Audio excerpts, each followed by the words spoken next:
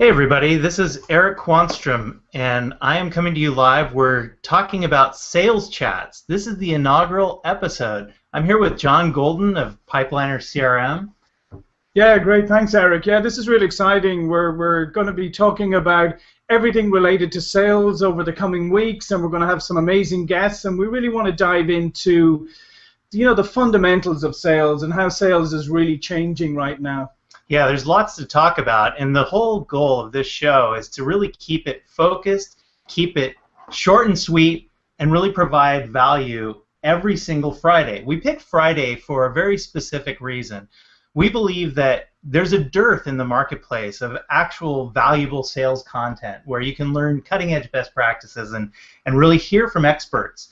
And Fridays seem to be the day when, things slow down just a little bit, and you have that extra minute or two where you can spend time to make time to get some best practices and get some learnings. And we'll talk about some of those subjects that we'll cover. But, Friday just seemed like the natural fit for this type of education. Yeah, I mean, it's a great day for doing stuff like this. And what we want to make sure as well is that this is a no-theory zone. This is practical, actionable insights, and that's why you'll see the experts that we're going to have on over the next few weeks are people who are very, very focused on actually doing, so these are practitioners. These are people who are in the trenches doing it on a daily basis, as opposed to, well, there's lots of great theory out there, and theory has its place too, but we really want to focus on the practitioners and the action items. Absolutely, and so along those lines, a little bit about ourselves. So I happen to be the CMO of Pipeliner CRM. My background is one of actually having led sales teams and marketing teams for the last decade and a half, generally in and around the startup space, high tech and things that tend to move fast anyways, the B2B environment. But I've always been endlessly curious about the changing nature of sales. What it means to actually close deals, what it means to organize yourselves, what a sales process is, what's effective, what you should have in your mind as a proper inner game in your approach to sales. These are the kinds of things that really you can't get enough of when you think about kind of the sales province. And I think that what's great for us is sales is almost like an endless greenfield topic. Yeah. There's really nothing under the sun that you can't cover and can't get better at, frankly, day in and day out. No, and what's also really interesting, and this is something that has fascinated me, having been involved in sales and helping sales teams increase and improve their performance over the years, is how often people throw the baby out with the bathwater, and sales tends to be can get quite faddish. And a lot of sales leaders chase the latest shiny new toy, and they forget about the fundamentals. And as we've seen so many times, is how often we run into problems when people have just thrown all the fundamentals out and not separated what are some fundamental rules or skills or tactics that endure, and what are the new ones that you should adopt and integrate, and how you can combine both of them, as opposed to just like throw out everything, run after something new, and then wonder why it doesn't work. Right, exactly. Why don't you tell the listeners a little bit about your background too? Yes, so I've been in the sales and the performance improvement space for a long time. I formerly was the CEO of Hathaway, which is the world's leading performance improvement company for sales. Selling, the Neil Rackham wrote the book originally, still remains to this day the best-selling business book from McGraw-Hill, and still on a yearly basis sells more than most business books that are launched now sell. So that's my background, working with sales teams, large and small, and individuals, and I've also done consulting on that. And again, for me, it all comes back to there are some real basic fundamentals that when people focus in on those, and focus is a key word here, when you focus in on a couple of really important things, you can make a massive difference to how you sell. I mean, one of the things that we'll talk about in coming weeks is sales management, and for me, I personally believe sales managers are your biggest revenue multiplier in an organization, because when they get it right, your sales team gets it right. Well, that's absolutely right. And I think that the theme here is that quality endures. And that's what we're striving for with this program, right? So, it's basically going to be omni-channel. So there's going to be essentially a Google Hangout, much like you're looking at and following right now. There's going to be an associated podcast that you'll be able to download from iTunes or SoundCloud or any of the other destinations. And then maybe most importantly, there's also a hashtag Sales Chats Twitter chat happening at the same time. So this is a great opportunity for us and the future guests to be able to react in real time with that kind of public medium, free-flowing, 140 characters, get the thoughts out there. In our experience here at Pipeliner, we've run a number of different sales chats, although not the sales chats that we're debuting here. And what we've found is that almost to a person, the participants are really getting actionable value out of coming in and spending, in this case, it's going to be a half hour every Friday, so we're not really asking too much, but getting actionable tips that they can take back and start to implement, literally that next week in their own day-to-day work lives. Yeah, and that's what's important, because again, these sales chats are not about just somebody coming on and just giving you a whole load of theory or ideas. Even it's about interaction, because one of the things and one of the reasons why we set up this sales chat is we have seen that when you engage a community and a community around a subject like sales, that the interaction and people build on ideas and introduce ideas and give feedback, and suddenly you have this hugely rich interaction where everybody benefits, and we benefit as much as hopefully you guys benefit. Yeah, absolutely. And so along those lines, I'll let some of the cats out of the bag, if you will. What we're looking at, our next guest that we'll have on is Anthony Iannarino. So, a great, well-respected B2B sales leader, consultant, practitioner, day-to-day, a guy that keeps it real, kind of at all times. So he'll be next Friday. The Friday after that, we'll have Barbara Giamanco. Oh, great. So again, another, salesperson in the trenches day after day, but she's also a best-selling author of a number of sales books. And then the week following that, we'll have Matt McDarby. So again, another person that's kind of like well-respected, also an author, best-selling author in the sales space, but owns his own company and is practicing, kind of lives the reality. And that's the great thing about the guests that we've lined up. I mean, they're all practitioners doing it. I mean, Matt, that you just mentioned there, I mean, I worked with Matt. Matt worked for me at Huthwaite and was our top producing salesperson. So when Matt talks about sales, he's talking about it from experience, because I've seen him do it, and I've seen him bring in the big number, the multi-million-dollar numbers.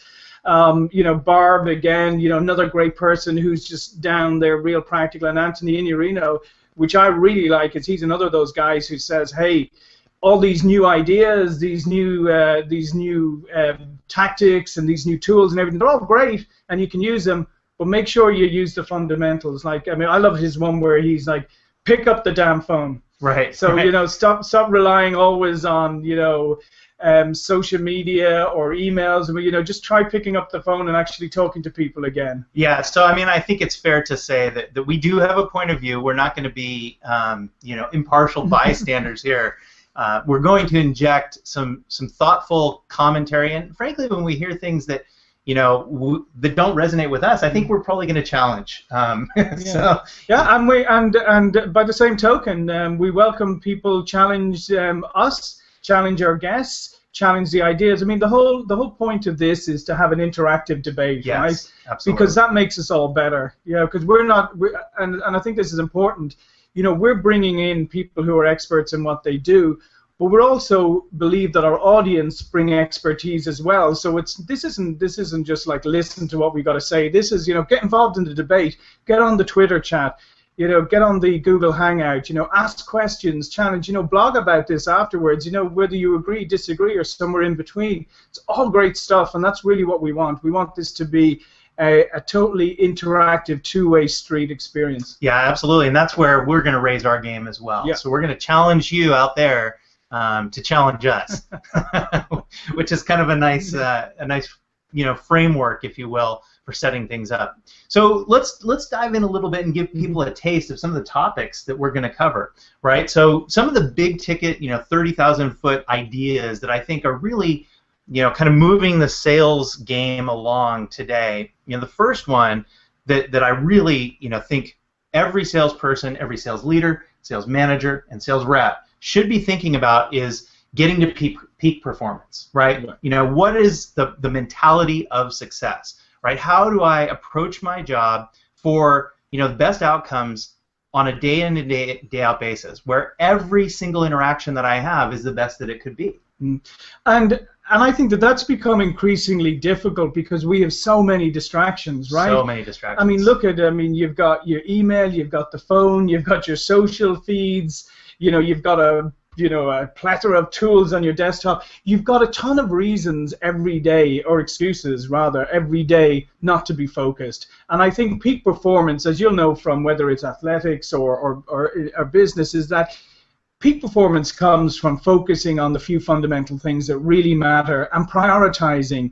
And I think we've developed a culture, you know, this whole multitasking culture, and we've almost created an excuse, because I sometimes think when people say like, "Oh, I'm a great multitasker," for me that means I'm not good at focusing. Right. You know. Well, and the stats would disagree with you, right? There's leading research, you know, on cognitive science that basically says that you can't multitask well. Right? So it's a big myth. Yeah, and that's one of the things we're gonna focus in on.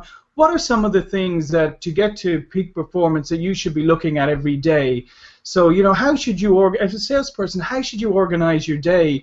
What are the things that you should be looking at? You know, your major accounts. What are the insights within those accounts, and what's happening with your buyers that you should be looking at and using as, you know, as alerts for action, as opposed to just looking at everything and gathering information for information's sake. It's really getting down to those nuggets that matter. Yeah, and I think that this is a great area or great topic for a lot of our guests. So you're going to see us stress this theme kind of throughout and over, right? You know, time management, organization, approach. Although those seem like very kind of, you know, blocking and tackling, to use a sports metaphor, kind of subjects, they're really so key, and they're so key to success. And, you know, the thing that's great about experts is they'll give you those little tips and those little tricks that they use to help themselves, you know, whether they're a little bit demotivated or they've gone through a rough patch or they lose a sale here and, you know, it was one that they worked at for a long time, you know, how they recover, you know, great athletes, right? I think that there's a natural kind of transition between what we're talking about with sports and what we're talking about with sales. You know, great athletes tend to recover faster than those that would be mediocre. Exactly. You know, and so they approach that recovery time as part of the game plan. You know, they plan for, hey, I'm not always going to be 100%. How do I battle through? How do I play it, you know, 85%, but get to that higher level? You know, how do I push through? Because it's not just, you know, kind of going as hard as you can for as long as you can. This isn't, you know, John Henry battling battling a mechanical, you know, apparatus and trying to dig through a mine.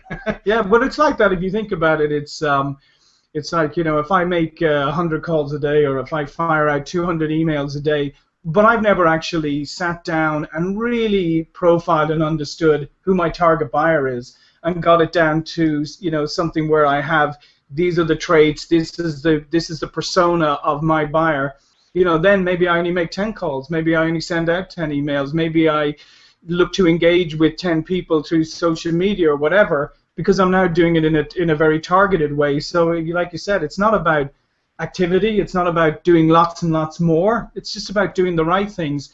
And another great example, and this is why I say that it's simple things, and if you look at peak performance, you know, what do coaches do with most athletes is they tweak things, right? They don't change everything, they tweak things. And you know, it's the same with sales. You know, in my experience over the years, I mean, one of the greatest things was, you know, we sit down with sales teams and we used to analyze sales calls and we'd say, okay, you know, how did this call go, and you know, what was the outcome? And the person say, well, I met with the buyer. We had a great meeting. He wants to meet again in 2 weeks. This is fantastic. This deal is moving forward.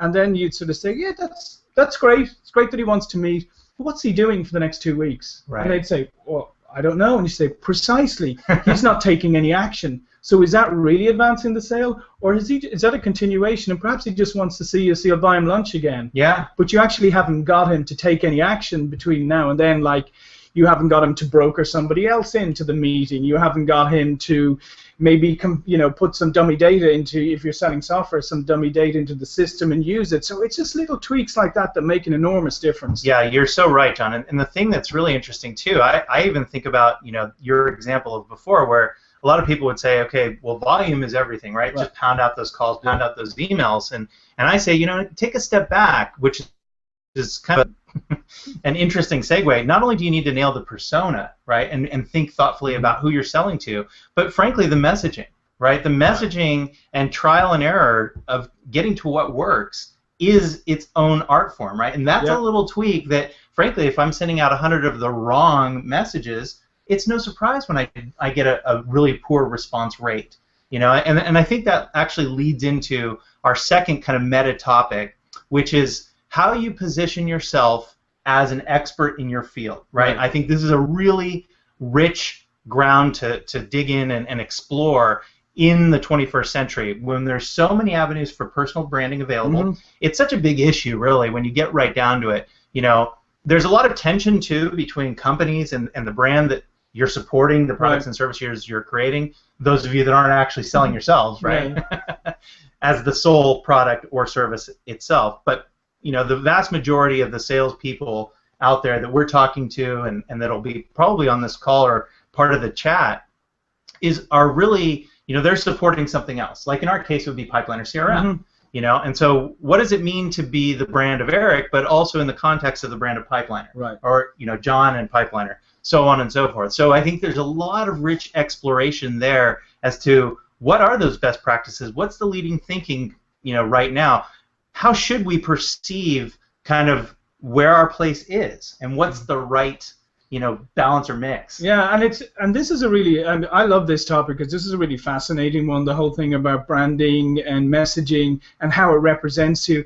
Because it was a number of years back, I interviewed David Meerman Scott, the best-selling marketing author. Yeah, the guy who's been translated into I don't know how many languages all over. Great guy, David. And he said, and I thought this was so profound, that he said was that when a salesperson, contacts a prospect, right, the prospect researches the company, right, but they also research the actual seller themselves. And up to recently, that was something that most people overlooked. Most sellers thought, oh yeah, I'm calling you from Pipeliner, you'll probably research Pipeliner, but I never thought, hang on a second, you're going to research me too. And nowadays, it's for credibility and credentialing and all of that. What my profile says about me is really important, and how my profile supports the message that I'm saying about my product or service, and how connected they are. Because if my LinkedIn profile is still an online resume and all I am is connected to recruiters, and you research me, what does it sound? It sounds like, oh, hang on a second, this guy loves his product and loves his company so much that he's looking for a new job, right? That's exactly right. Not exactly. So this stuff is really key, and it is an interesting kind of point of tension and point of collaboration, and companies need to figure out, and individuals need to figure out, how do you marry the two of them for maximum effect? Yeah, I think that there's a large, kind of coming body of research that's out there that really talks about, how we get away from commoditization, right? So as products and services become more, I don't want to say even or commoditized, to use the right word, what are the differentiators? And one of those differentiators has got to be the people that are actually on the front lines, the people that are selling to you. Taking a quick step back, one of the things that we've seen a lot of research around is how the buyer's journey, and by the way, this is kind of the third meta issue, if you will, how that's changing, right? And we'll be talking about that change probably in every episode.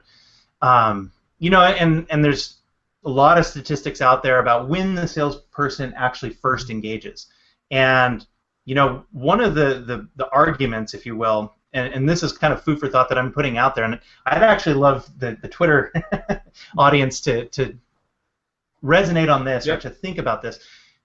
If the seller isn't engaging until 60 to 70% down the buyer's journey nowadays, which is what leading research tells us, does that make the salesperson more or less important?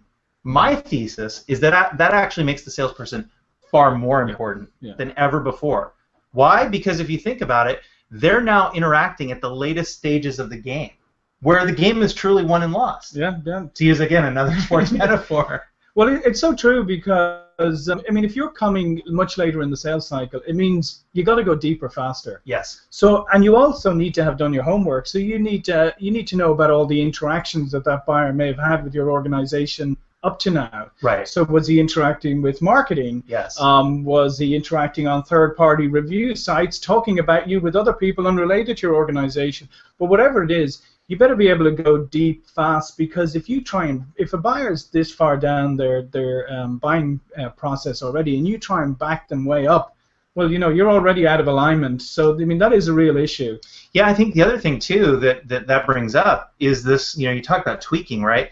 So if you're entering the buying process later, that assumes that the buyer was doing their homework prior to talking to you, which means that you're now in a much more equal, kind of information. There's not much asymmetry. Frankly, that person is much more of a peer now, right? And so how do peer interactions differ from ones where, again, I may have more information than you, and therefore, I'm trading on that stock. That stock, I think, is largely being taken out of the market. I think it differs by industry, and we can definitely tease this out. And I think this will be fascinating for a number of our guests that come on that are in specific industries.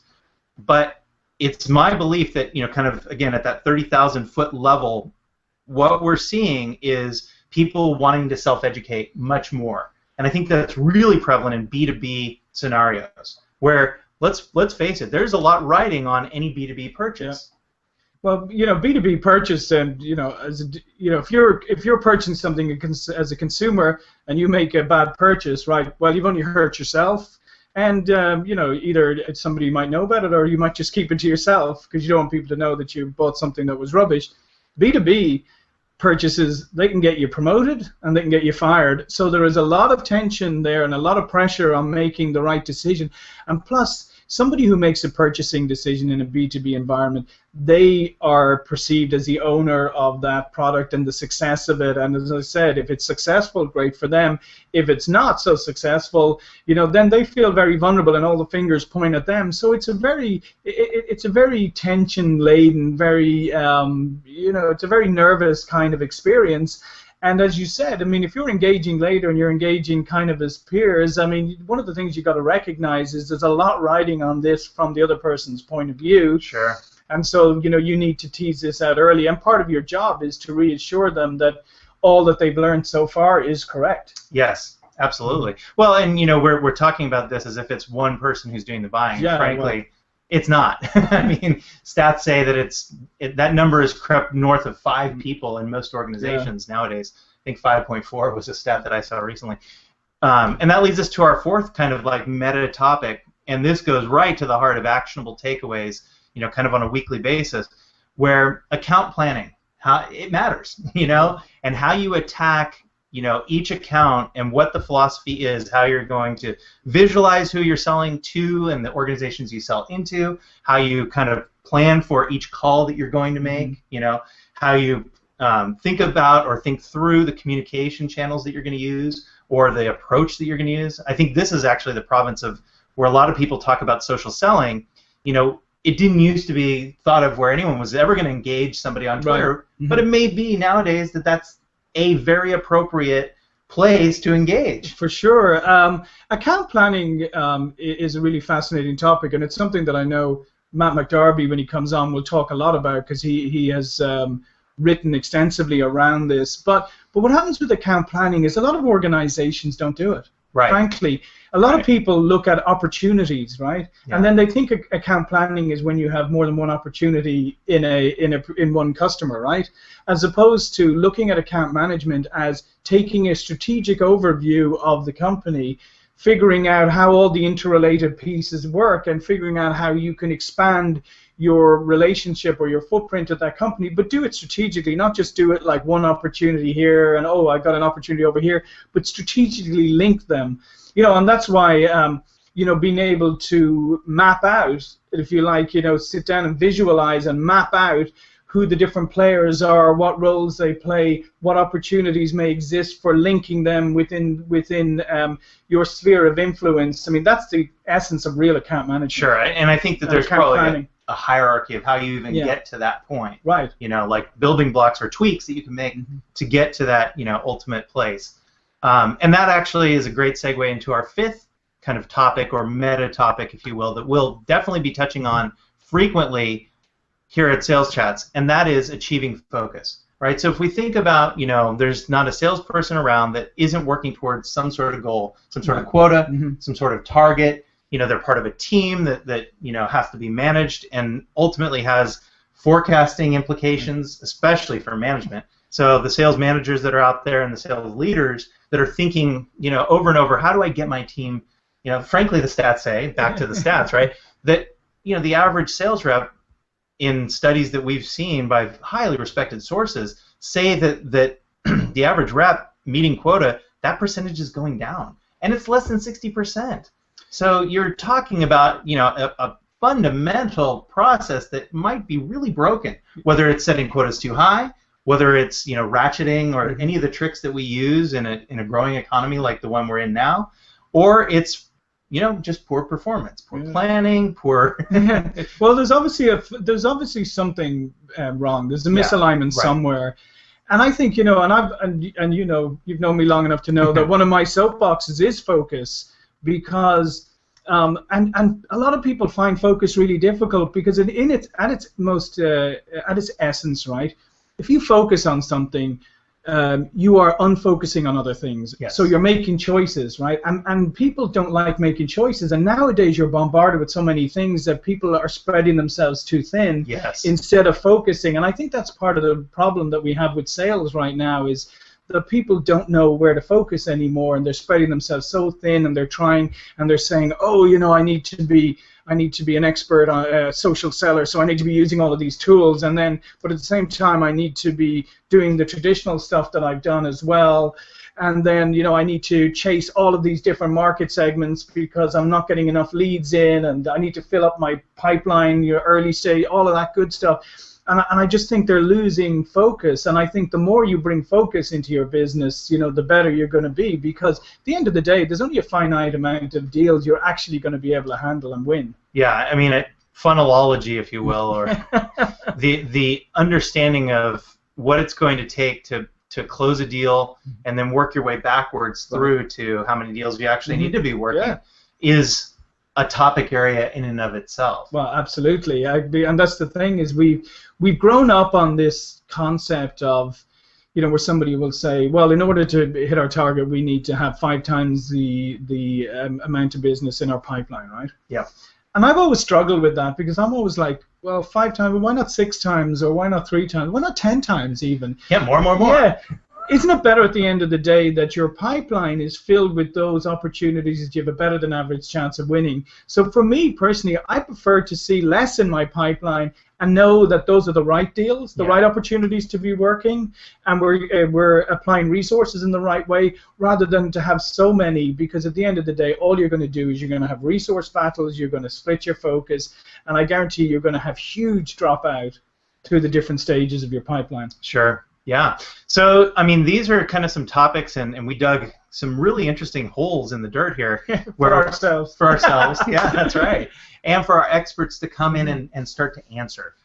Because I think that, you know, we'll challenge them, and we'll keep that focus. We're going to really stress a lot of these topics and ask them for their best practice. Ask them for what are they doing, because I really believe, you know, at the end of the day, that's how people learn. They hear of something that's working for someone else, and they say, I'm going to try this myself. Yeah, success is the greatest. I mean, you look at somebody who's successful, and what do you want to do? You want to figure out how you can replicate that success. I mean, the other thing, too, is, you know, we've outlined some of the topics that we think are interesting and are pertinent to talk about. But even following this session this morning, I mean, please do tweet to, you know, hashtag SalesChats. That's SalesChats. I think I spelled that right. Yeah, you did. And the actual Twitter handle at SalesChats we'll get as well. So it's all one fell swoop. Great. So, you know, tweet to us and let us know, what are some of the things that you want to talk about? What are some of the areas that you think you know, need to be that we need to dig deeper into? Because, like we said at the outset, we want this to be a community of learning here. Yeah, fast, hard hitting, short and sweet. Exactly. And on that note, I think we're bumping right up against the half-hour time period. And so, with that, I think we're going to sign off the inaugural episode here. John, it's been a pleasure. Yeah, no, this went really fast. Yeah, I know it's been super fun, and like I said, please tweet to the hashtag and to the handle and give us your feedback, and listen, have a great weekend. I hope this has been a nice little break on your Friday morning or afternoon. Thanks for joining us at Sales Chats. All righty. Bye. Cheers.